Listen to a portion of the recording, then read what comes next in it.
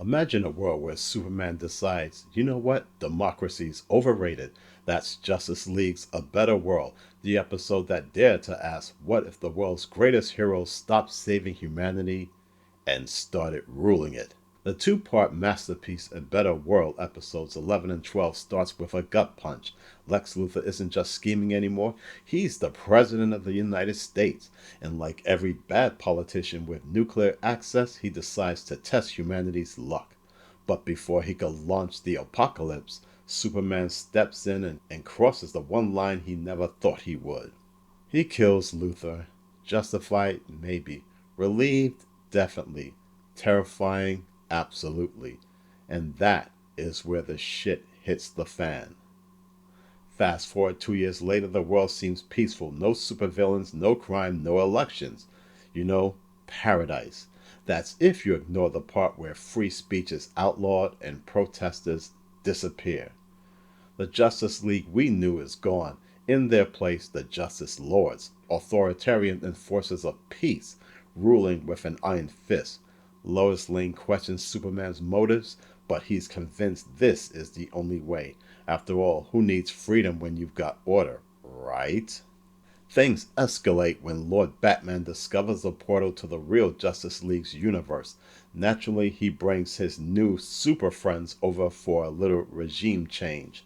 And before long, our heroes are fighting their fascist mirror images, complete with ragdoll physics and Lord Superman lobotomizing Doomsday like it's a Tuesday. This Superman keeps it a buck 100. But amid the chaos, there's one standout sequence, and that is the Batcave scene. Both Batman, voiced by the legendary Kevin Conroy, confront each other. It's a haunting conversation between two men who made opposite choices, one bound by moral restraint, the other by pragmatic despair. It's existential theater disguised as superhero brawling. Security instead.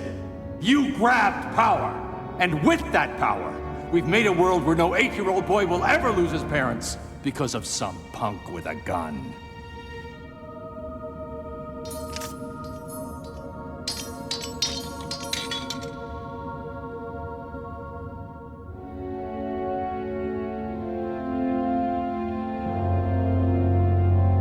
You win. Then comes the emotional core, the revelation that it was the Flash death murdered by Luthor that broke the League. Without their moral compass, they collapse into tyranny. Later seasons of Justice League Unlimited will revisit this thread, expanding on Flash's role as the team's conscience, the heart that keeps the gods human. What makes Better World timeless isn't just its tension or moral grayness, it's how prophetic it feels. Decades before Zack Snyder's brooding Superman or the Injustice video games, this episode already nailed the idea of the superhuman despot. The one who says, I can fix everything if you just stop resisting. From the Flashpoint Paradox to Crisis on Two Earths, this story's DNA runs deep. Even DC's Earth 50 canonized it. A grim reality where Superman murders President Luthor and the League becomes fascist overlords. Sam Berkowitz weren't just writing an alternative universe tale, he was holding up a mirror, asking the uncomfortable question.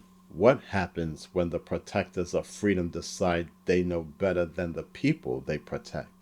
And that's what makes it one of the most hauntingly brilliant chapters in superhero storytelling. Thanks for watching.